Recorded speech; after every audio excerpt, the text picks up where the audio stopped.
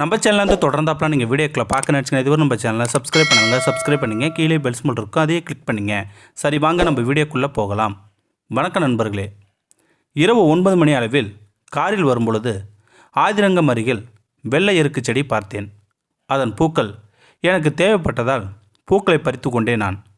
எருக்கம்பால் ஒரு துளி விரல்களில் பட்டிருந்தது. அதை துடைத்து விட்டேன்.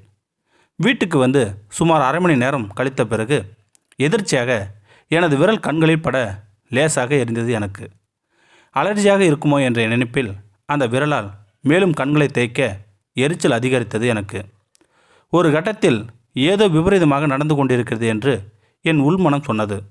அப்போதான் எனக்கு எருக்கம்பால் கையில் பட்டது நினைவுக்கு வந்தது. கண்கள் சிவந்தது. தண்ணீரில் அலசினேன் நான். எரிச்சல் குறைந்தது. உடனே மருத்துவரை பார்க்க வேண்டும் என்று பலரும் வற்புறுத்தினாலும் கொரோனா காலத்தில் திருத்துறைப்பூண்டியில் உள்ள மருத்துவரை பார்ப்பது கடினம் என்பதால் காலையில் பார்த்துக்கொள்ளலாம் என்று இருந்துவிட்டேன் நான். காலை 3 மணிக்கு எழுந்தபோது வலது கண்ணில் ஏதோ மாற்றத்தை உணர்ந்தேன் நான். பார்வை மங்கியது. அதிர்ந்து போய்விட்டேன் நான். முகம் பார்க்கும் கண்ணாடியில் இடது கண்ணை மறைத்தபடி வலது கண்ணால் பார்த்தால் எனது உருவம் தெரியவில்லை. பார்வை இழந்துவிட்டது என்ற நினைப்பை எனக்கு கலக்கத்தை கொடுத்தது. உள்ளுக்குள் அழுது கொண்டே இருந்தேன் நான். மறுநாள் புதுமனை புகுவிழா எப்படி ஆகிவிட்டது? எல்லோரும் உற்சாகமாக இருக்கும்போது எனக்கு ஒரு கண் பார்வை தெரியவில்லை என்பதை எப்படி சொல்வது என்று மனதுக்குள் புழுங்கிக் கொண்டே இருந்தேன். பொழுது விடிந்தது.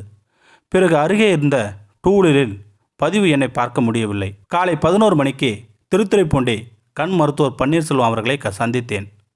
பரிசோதித்துவிட்டு கண்ணின் கருவிழி கடுமையாக பாதிக்கப்பட்டிருக்கிறது என்றார். கசக்கி போட்ட காகிதம் போல இருக்குது என்றார் அந்த டாக்டர். வலது கண்ணால் எதிரே இருக்கும் எழுத்துக்களை படிக்கச் சொன்னார். எனக்கு எழுத்துக்களே இருப்பது தெரியவில்லை என்றேன்.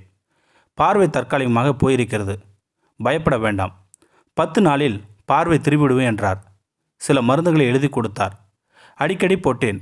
2 நாளில் 100% பார்வை திரும்பியது எனக்கு.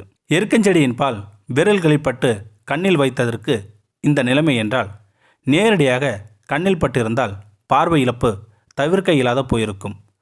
ஆசிரியர்கள் தங்கள் பள்ளி சிறுவர்களை எருக்கஞ்செடி பக்கம் செல்ல விடாமல் பார்த்து கொள்ளுங்கள். எருக்கஞ்செடியின் பால் பற்றி எல்லோரும் எச்சரிக்கையாக இருக்க வேண்டும். இந்த வீடியோ உங்களுக்கு பிடிச்சிருந்தா கமெண்ட் பாக்ஸில் கமெண்ட் பண்ணுங்கள். கூட உங்கள் ஃப்ரெண்ட்ஸுக்கு ஷேர் பண்ணுங்கள். இதுவரை நம்ம சேனலை சப்ஸ்கிரைப் பண்ணாதங்க சப்ஸ்கிரைப் பண்ணுங்கள். கீழே பெல் சிம்பல் இருக்கும் அதையும் கிளிக் பண்ணுங்கள். தேங்க்யூ ஃபார் வாட்சிங்.